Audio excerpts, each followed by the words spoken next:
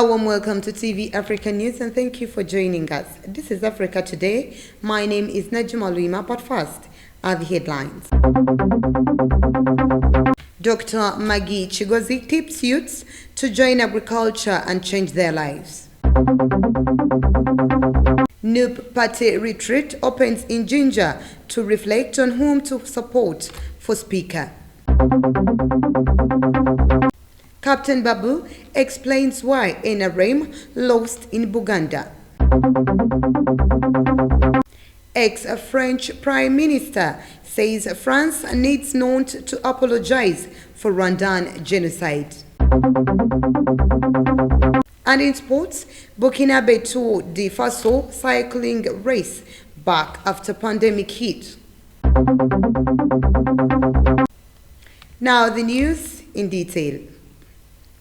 The former Uganda Investment Authority Executive Director, Dr. Maggie Chigozi, has advised the youths of today's generation to get involved in agriculture in order to change their lives. This was in a special interview with TV Africa in Kampala.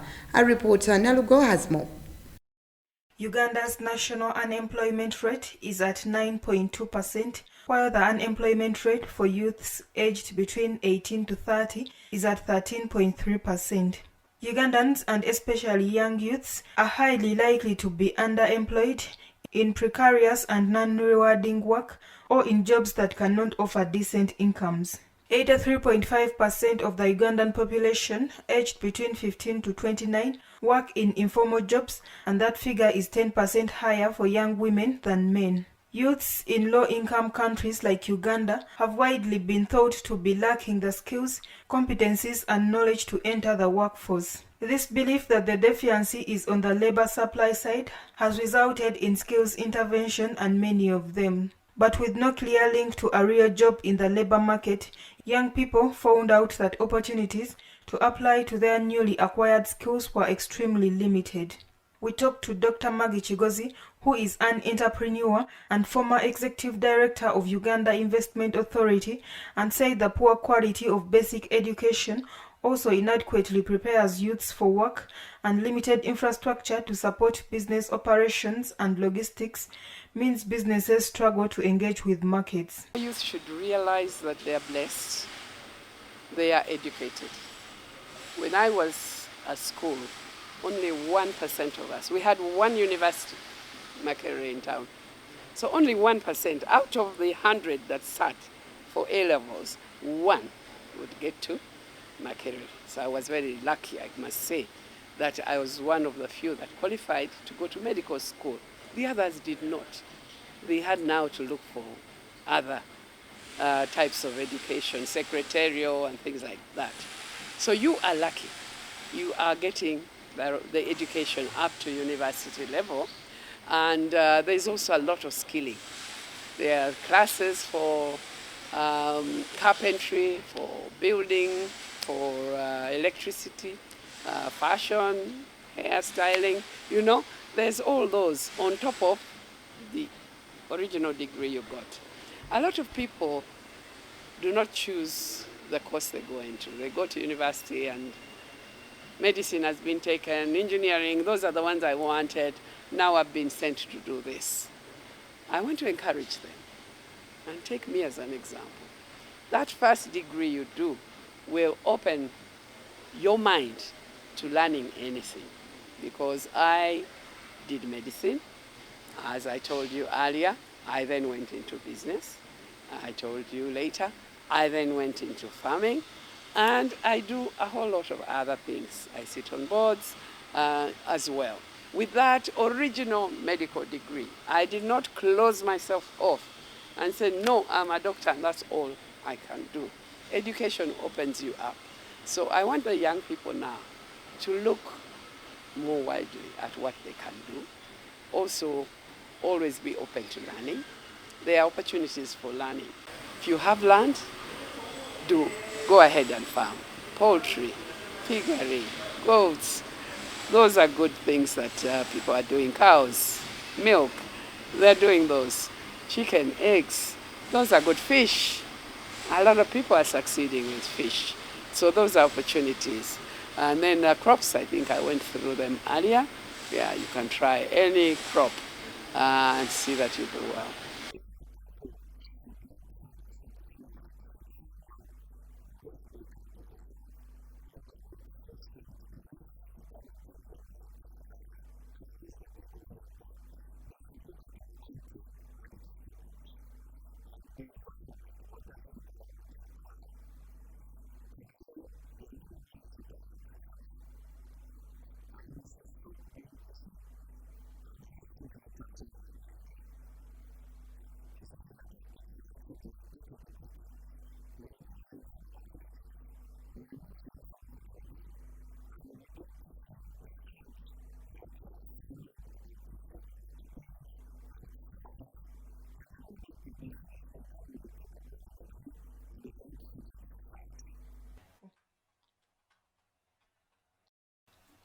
Dr. Maggie Chigozi has advised the youths to stop waiting for government but start up small-scale businesses or retail shops to create for them jobs and engage in agriculture since it is easy to start up.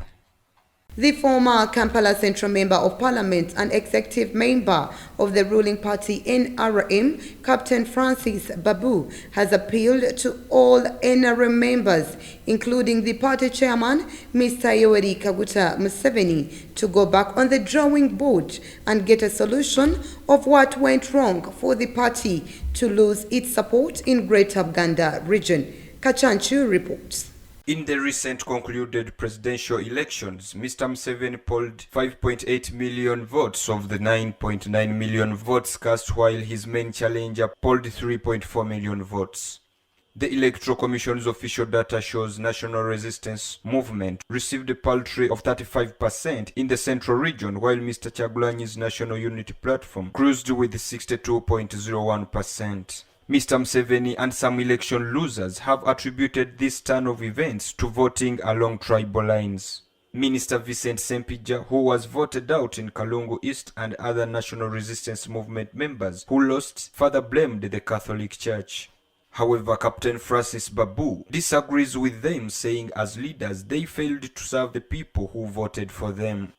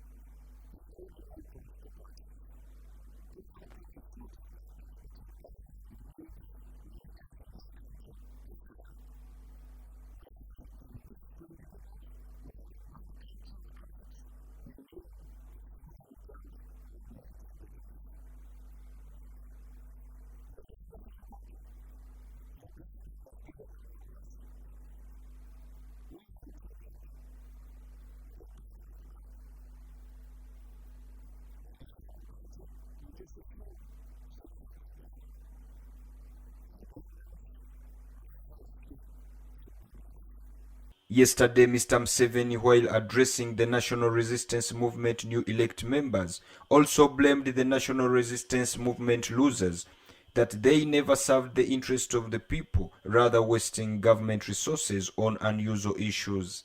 Captain Babu appeals to all party members to sit on a drawing board and clarify on what went wrong and set a way forward. He advised them to stop wrangles within the party and always put people's interests before anything. Moving on, newly elected legislators from the National Unity Platform Party will convene today at Ginger Nile Resort Hotel for the first time since the January 14th general elections. We have more. Sources close to NUP told Daily Monitor that the agenda will focus on guiding the new MPs on the party's main objective ahead of the swearing-in ceremony in May. Senior party leaders will also guide fellow MPs on how to take over from the Forum for Democratic Change (FDC) as the leaders of the opposition, the process of appointing the shadow cabinet, as well as the accountability committee leaders, so that they could speak freely. According to the sources, top party leaders are in a discussion on whether to front a candidate or throw their weight behind one of the candidates for the speakership race.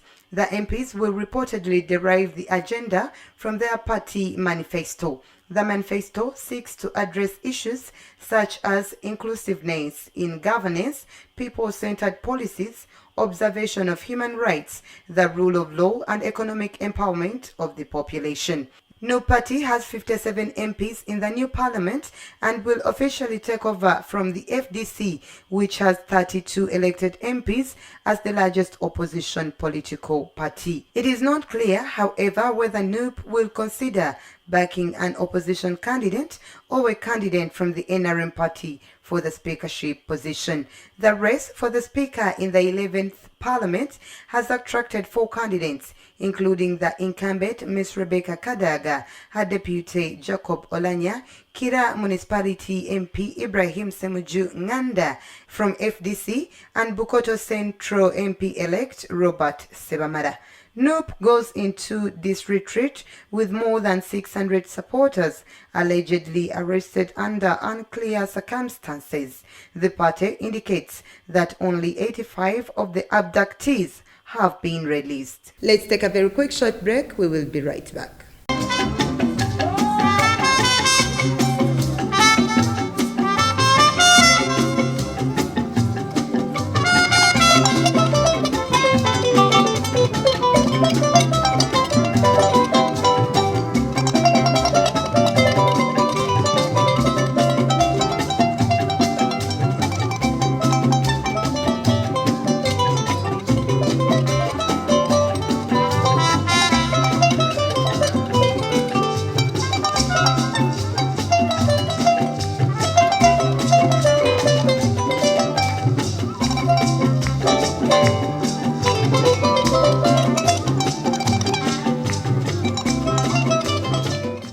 Welcome back. You're still watching TV Africa News, the right to know.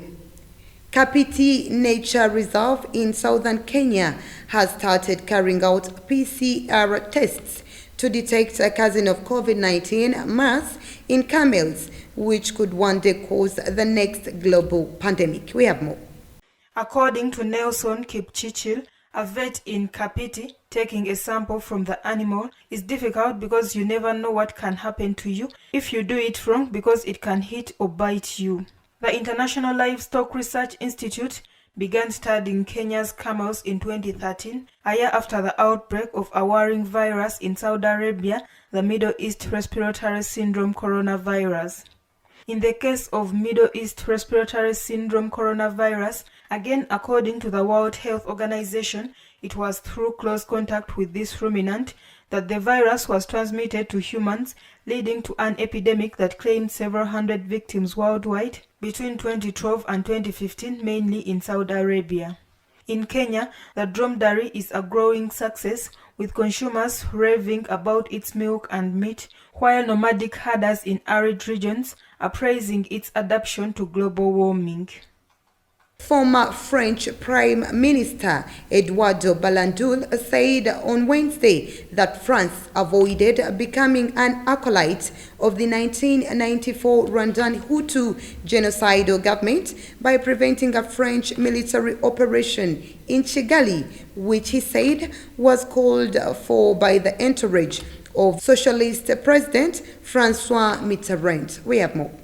While talking to journalists, Balada said that all those who advocated an intervention by the French army during the 1994 Tutsi genocide in Rwanda were in fact in favor of the Hutu government and wanted to support it against the Tutsi rebels of the Rwanda Patriotic Front. Mr. Balada insisted that by preventing their army from intervening in support of the genocide Hutu government, it was a guarantee against the risk of being accused of having facilitated the genocide.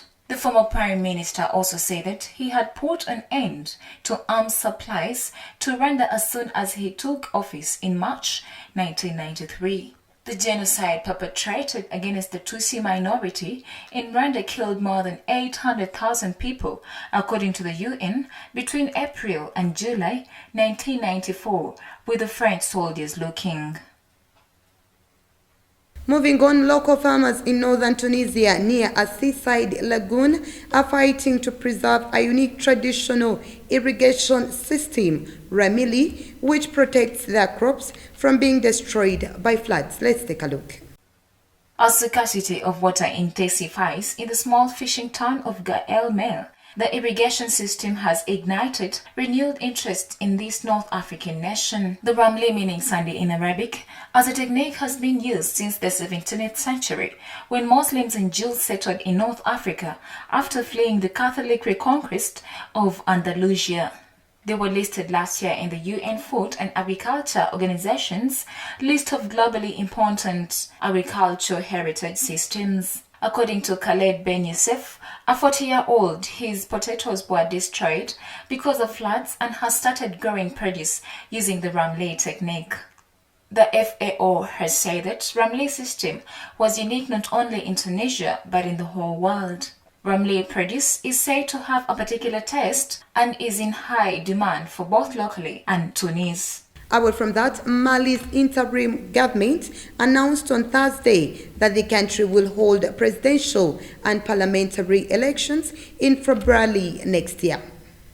Lieutenant Colonel Abdoulaye Maiga, the Minister of Territorial Administration, told journalists in Bamako that the first round of voting will take place on February 27, with a second round of vote in March. The announcement of the dates, according to the government, is a sign of its commitment to strictly uphold a pledge of an 18-month transition for the returning to an elected civilian government. An electoral plan presented by the transition authorities also showed that a referendum will be held on October 31st of this year and council elections on December 26th.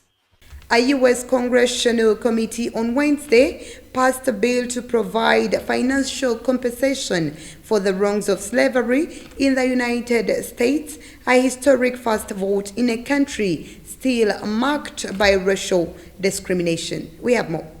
The bill to provide financial compensation for the wrongs of slavery in the United States was first introduced by the late Representative John Conyers Dimich in 1989, was passed by the House Judiciary Committee by a vote of 25 to 17, with all Democrats voting in favor and all Republicans against it. The bill calls for the creation of a commission of experts to make proposals on government compensation for the descendants of some 4 million Africans forcibly brought to the United States between 1619 and 1865, when slavery was abolished.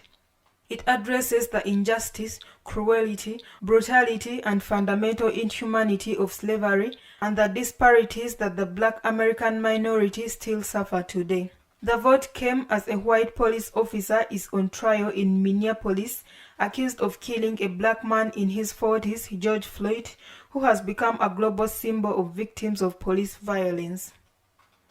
Win Zhou-Qiang, a member of a protest organization group, confirmed that Wei Mo-ning, a top leader of the anti-coup protest movement in Myanmar, was arrested by security forces on Thursday as he led a procession.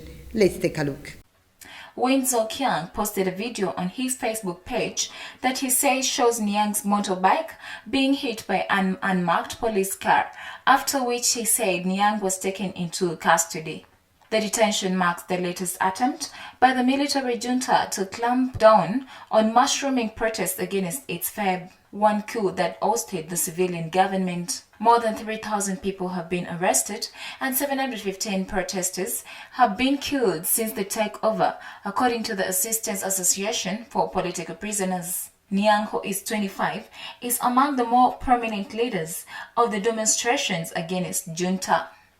Let's once again take a very quick short break. We will be right back.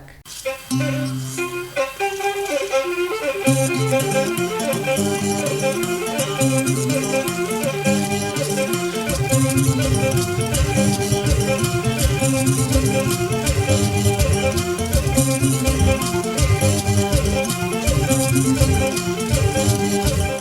back once again. You're still watching TV Africa News, the right to know.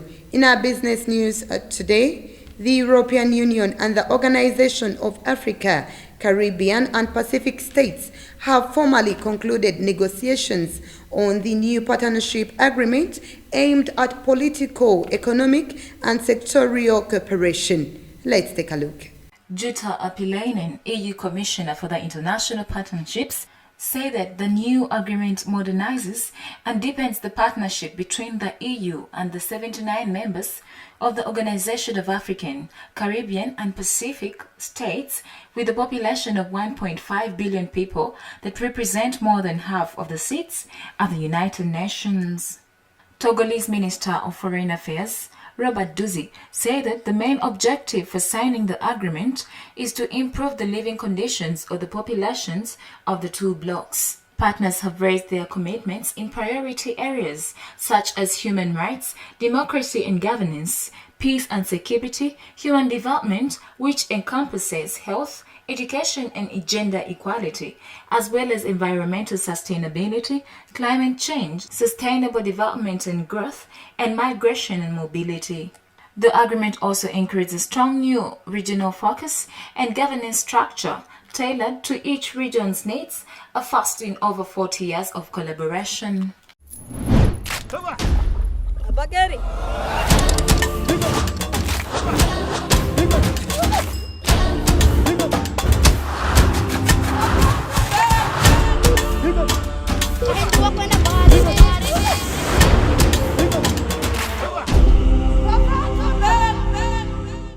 In our health news today, the Central African Republic this week took a delivery of the first batch of COVID-19 vaccines for the UN mission in the country, which will be used to vaccinate UN agency personnel and other essential workers.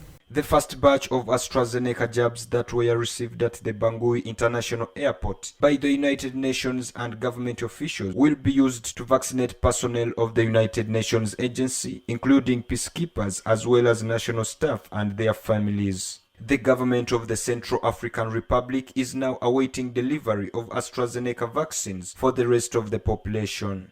The Central African Republic has recorded 5,682 COVID-19 cases, 5,112 recoveries, and 75 deaths.